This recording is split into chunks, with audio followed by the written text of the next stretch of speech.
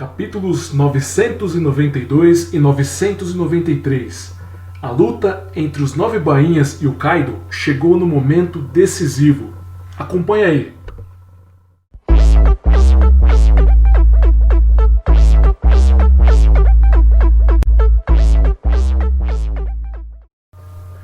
Fala galera, eu sou o Correio. Sejam bem-vindos ao canal e a mais um review.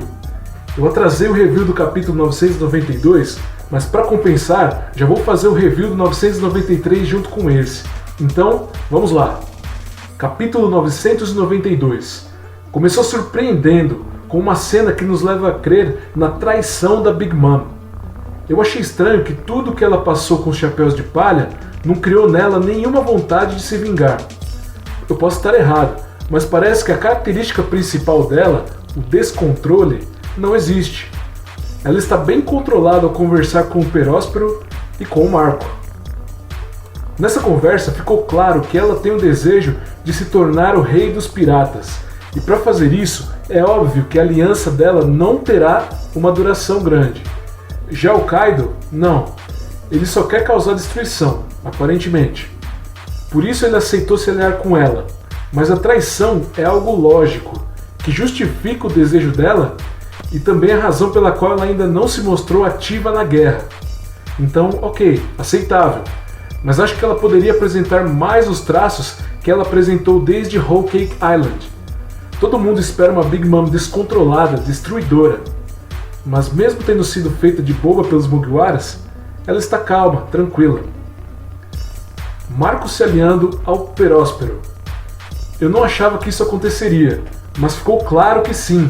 Essa aliança é verdadeira. Sobre quem são os demônios, acho que ficou claro que ele se refere ao bando do Kaido como um todo. Mas de novo, acho estranho que fatos recentes passam meio despercebidos. O Marco derrubou o Queen Mama Shanter, navio da Big Mom, e o Peróspero parece que se esqueceu. Às vezes acho que são falhas na continuidade da trama, mas nada que atrapalhe muito.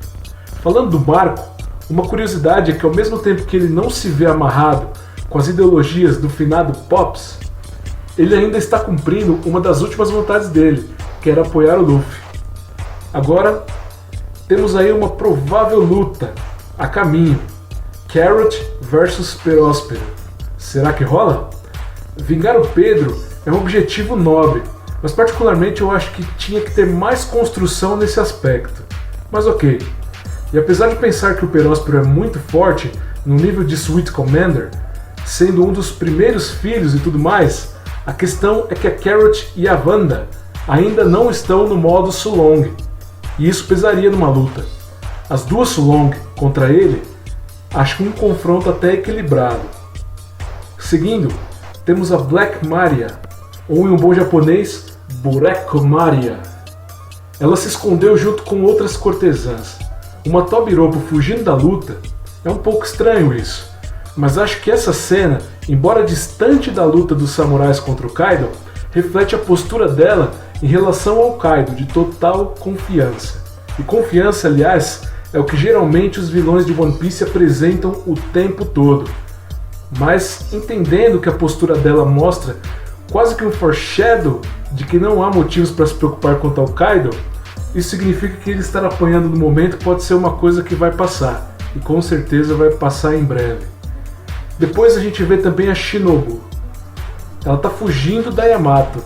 Esse tipo de correria meio que cansa o leitor.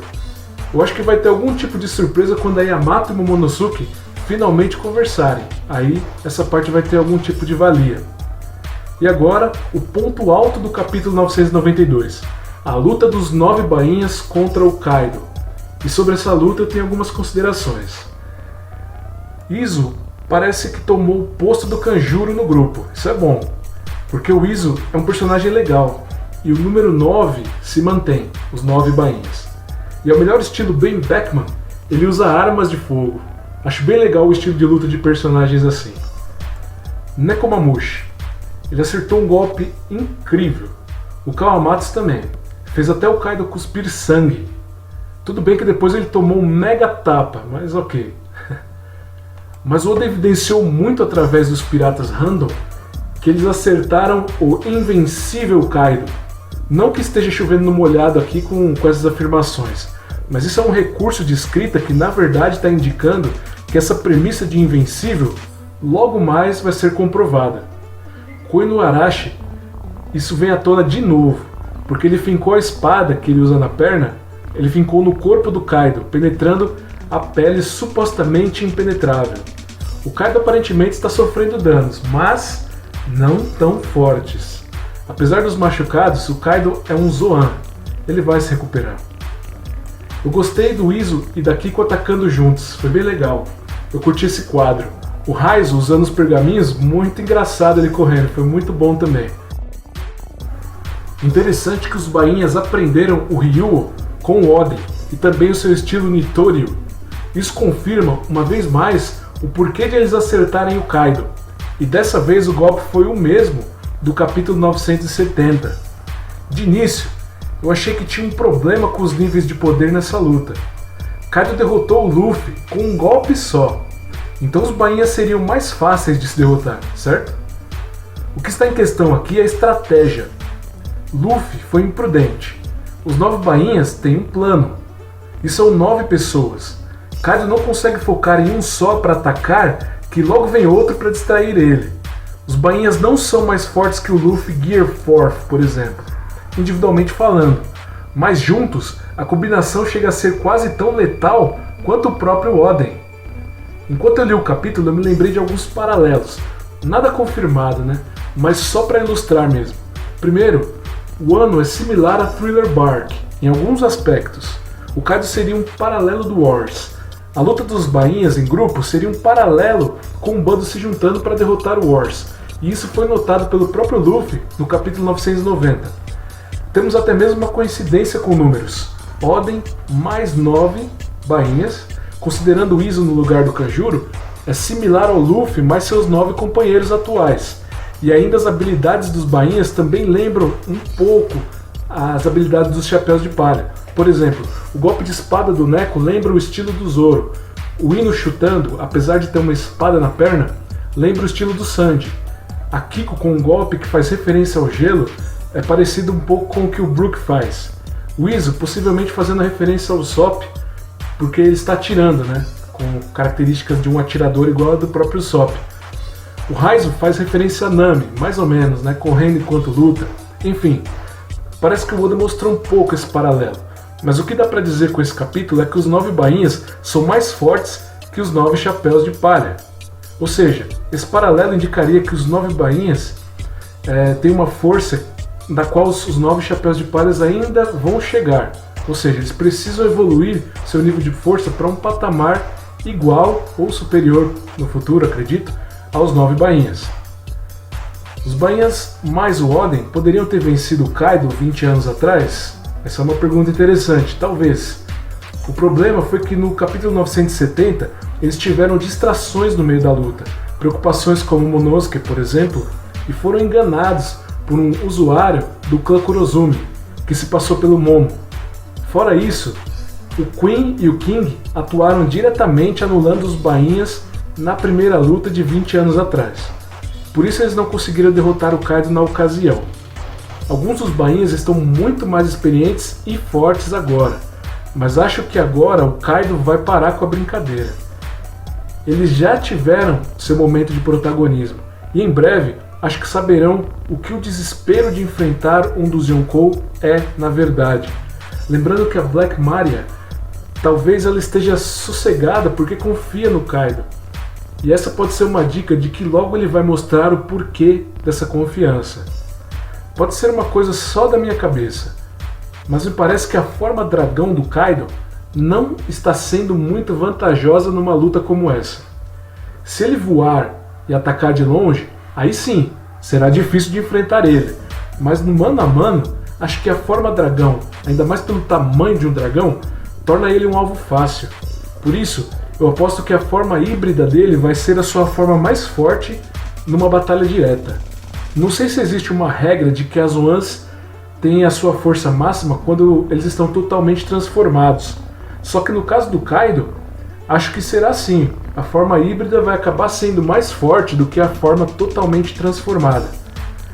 Para fechar o capítulo 992, eu acho que a força dos bainhas mostra o porquê de a marinha elogiar a força dos samurais. Os 9 bainhas, o Oden e o Ryuma, provam que o país de Wano sempre teve gente forte. E essa fama toda é o que a marinha respeita. Eu sei que tem muita gente que gostaria de ver o Kizaru invadindo Wano, mas eu acho que essa justificativa é muito interessante para mostrar o cuidado com que a marinha tem ao tentar se aproximar do país de Wano. Então agora vamos para o capítulo 993. E logo de cara, gente, tô rindo até agora. A Lola casou finalmente. Foi uma boa capa, mas acho que já chega de história de capa, né? Então, sobre o capítulo, o início mostra o povo na capital comemorando o Festival do Fogo. Diferente de Dressrosa, por exemplo, eu acho muito melhor e mais interessante que a guerra esteja ocorrendo num local separado do povo daquele lugar. Mas o peso dessas primeiras páginas está no paradoxo de festejarem mesmo que estejam com uma tristeza enorme por terem sido forçados a um destino tão cruel. E pior, aqueles que sofrem a consequência da Smile fracassada não conseguem nem chorar. Mas é legal que os rumores de guerra já começam a ser falados e alguns começam a ter esperança em uma mudança. O ponto-chave é que Oden e seus samurais não foram esquecidos pelo povo. Agora está confirmado que as balas do Queen são de fato uma novidade. Demônios de gelo. Parece ser algo bem difícil de enfrentar. Os contaminados parecem se transformar no melhor estilo Walking Dead. Naquele núcleo a gente tem o Zoro, o Drake, a Robin e o Chopper. Eu senti a falta do Apu ali. Talvez ele ainda esteja ali. Em seguida, o Sanji ainda tenta preservar um pouco o Luffy para que ele chegue com suas forças totais contra o Kaido. Eu achei muito legal aquele usuário Smile Gorilla. E sai o gorila do braço do usuário. O soco estava dando um soco, se é que dá pra dizer isso. O Oda sempre com as ideias malucas, né? A discussão do Sanji com o Luffy parece ser uma indicação de que no meio do caminho o Luffy vai acabar arranjando alguma briga e assim ele vai frustrar essa ideia do Sanji de fazer com que ele guarde as suas forças. O Sanji, como sempre, acabou fazendo papel de bobo. O golpe do Jinbe foi animal e o Sanji ficou bravo porque é ele quem deveria proteger o Luffy ali. Eu senti um pouco de ciúme. E essa é para aqueles que discutem o famoso Power Trio. O Jinbe, para mim, ele tá mais forte do que o Zoro que o Sanji. Pelo menos nesse momento. E no final o Sanji ainda fala que o Luffy sempre luta quando tem a oportunidade. Ou seja, vai ter alguma luta do Luffy antes dele chegar até o Kaido. Depois a gente vê aquela usuária esquisitinha, a Bao Fang. Ela até que tem um poder bem legal, eu não esperava essa habilidade. Ela espiou o local e descobriu o Momonosuke, a Shinobu e a Yamato. Depois o King avisou a todos. Acho que por causa da loucura que é o bando do Kaido, o King teve que assumir o papel de articulador, de organizar as ações para que eles atinjam seus objetivos. É muito similar ao que é o Killer no bando do Kid. A conclusão dele, como um bom jogador de xadrez, considera que ao matarem o referencial do clã Kozuki, o Momo, o jogo acaba, mata o rei e vence o jogo. E o Sasaki estava mais próximo. E aí a gente viu o bando do Sasaki, que tem usuários, ou, mais provável, Smiles. A Shinobu fez muito bem o papel dela, protegendo Momonosuke, mas não dá para ela peitar o bando do Sasaki sozinha.